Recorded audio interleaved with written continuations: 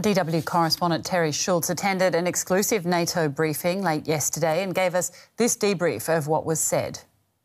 So what I've been told by this Western intelligence source is that they very much fear that if the pace of the invasion continues as it has up until now, that Kyiv could be encircled and fall to the Russians within 24 hours. Of course, I mean, that is not a 100% certain assessment, but this is what it looks like now from the success that the Russians have had in taking over the country all the way to the capital. They now control, this official says, all of Ukrainian airspace. They control both the military and the civilian airport in and near Kyiv. So this, of course, is a very, very key asset for the Ukrainian government that has been lost. This official also fears that Putin does intend to go all the way into the capital and try to remove President Zelenskyy and replace him with a puppet president that would carry out Moscow's wishes. So the assessments are very, very dire at the moment. NATO is not going to go in and join the Ukrainians side by side in this combat. Today we heard Secretary General Stoltenberg praise the Ukrainian men and women in uniform for fighting bravely. I think everyone's hearts are breaking as they watch this, but there simply would never be an agreement by 30 allies to go in and fight for Ukraine. That was never going to happen. Yulia Yoja is an expert on European security analyst and a former advisor to the Romanian government. Yulia, thanks for joining DW. Now, NATO has stressed over and over, you heard it there again from Terry Schultz, that they will not be putting boots on the ground in Ukraine. Without military support, is the fall of Kyiv a foregone conclusion? I'm not sure about that. I guess it depends on how we define the fall. We have had news, indeed, that President Zelenskyy and his family are on the top of the kill list of Russia. But even if an attack on high-level officials in Ukraine from Russia would succeed, that would not mean that Kyiv would fall. It would mean that there will be civil war.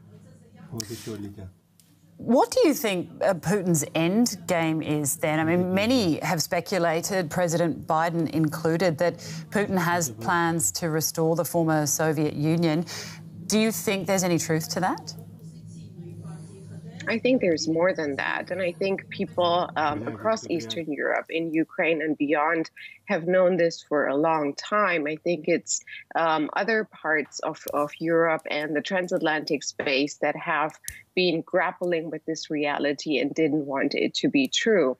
We've seen Russian military aggression in the early 90s against Moldova, against Georgia. We've seen it again against Georgia in 2008. We've seen it in 2014 in Ukraine, and now again. And if we're looking back at the so-called demands that Russia has made to NATO and the United States, they included 3 points which reveal that there's no doubt about Russia's intentions. One is Ukraine not joining NATO. The second one is the withdrawal of military capabilities of the United States from Eastern European countries, members of NATO. And the third one, most importantly, is the reversal of NATO membership to all members of NATO that joined after 1997. So I guess at this point, we have confirmed from Russia that it's not just the Soviet Union, it's more than that. It's Central and Eastern Europe. There must be a lot of fear then in the region. I mean, are countries in the region, particularly those other former Soviet states, preparing for an escalation beyond Ukraine?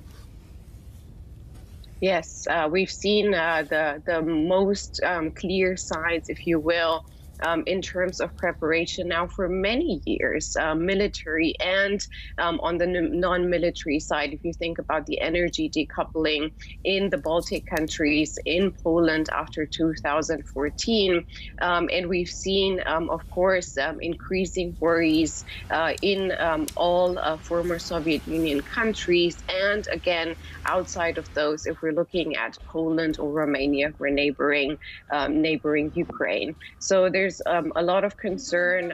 There's a lot of planning taking place on the ground. And of course, there's a lot of military preparation. On the NATO side, we see a little bit of that with an enforcement of the eastern flank and maybe some discussions about the launch of the rapid reaction force. But mostly that is aid that is being provided, just like we've seen over the last 10 years or so by the United States, whereas aid from the rest of NATO members to Eastern Europe is much more reduced. Yulia, we're almost out of time, but I did want to just sort of widen that idea of what are the implications that this will have for peace and security in Europe? Well, I think at this point, even though, again, it's hard to grapple with reality, since yesterday we have seen that Europe is being bombed. We haven't seen that in a long time, and it begs a lot of questions. If we think back at the former Yugoslav wars, Europeans have said this is the hour of Europe and have failed to keep their promise of European security and European peace on the continent, then without American help. Now we're seeing that we haven't learned the lessons on both sides of the Atlantic, and that we have now a situation in which Europe is being bombed and more is likely to come. And from the Western side, we're seeing only discussions about sanctions and how harsh they should be. Yulia, thank you. Yulia Yoya, European security analyst.